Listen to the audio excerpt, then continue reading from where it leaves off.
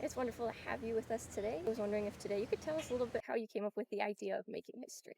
Sure. Well, specifically, I often teach a classic book called What is History by E.H. Carr. And it's really good at getting students to think about how history is something other than a giant collection of facts.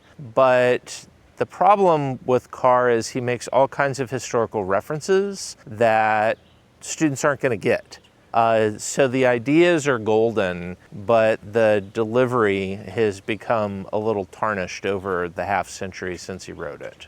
The intention is to make the information in the cards hyper accessible so that they draw people into the game, they draw people into the ideas in the way that the examples in Carr are more obstacles than aids. So, what is your background with games and this topic?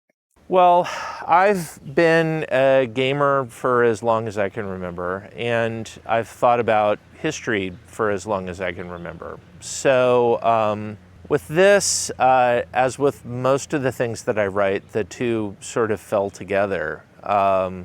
Most of the games that I do are historical role-playing games. That didn't really seem like the best way to crack this nut.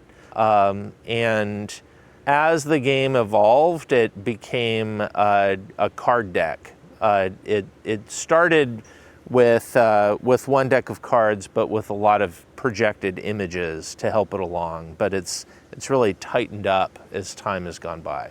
Do you have a favorite part of the game as it is right now? Yeah, the bong shaped like an armadillo.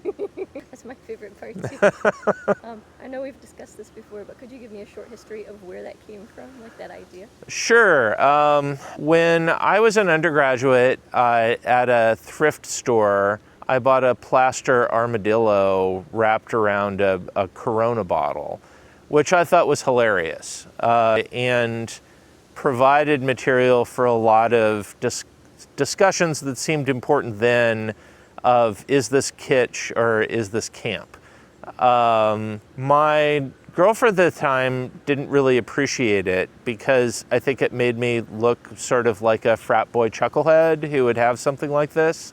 I don't have the armadillo anymore. But also there was a friend of mine on the hallway who had a bong that he was very, very proud of. And the two in my mind just sort of merged together. It was never in the game an armadillo wrapped around a beer bottle because that's just too confusing an image. A bong shaped like an armadillo, like everybody can imagine that.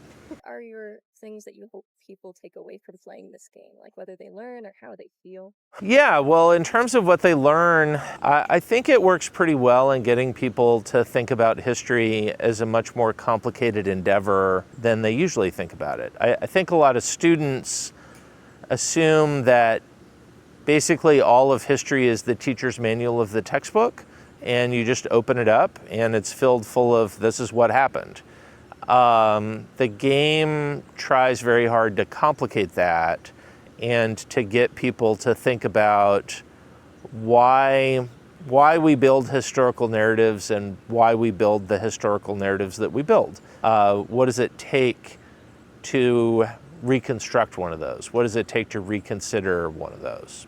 Is there anything else you'd like to add, just talking about this project or seeing it go out into the world? Yeah, if you play the game with high schoolers, you can take out the bong shaped like an armadillo and the game still works fine. That's good.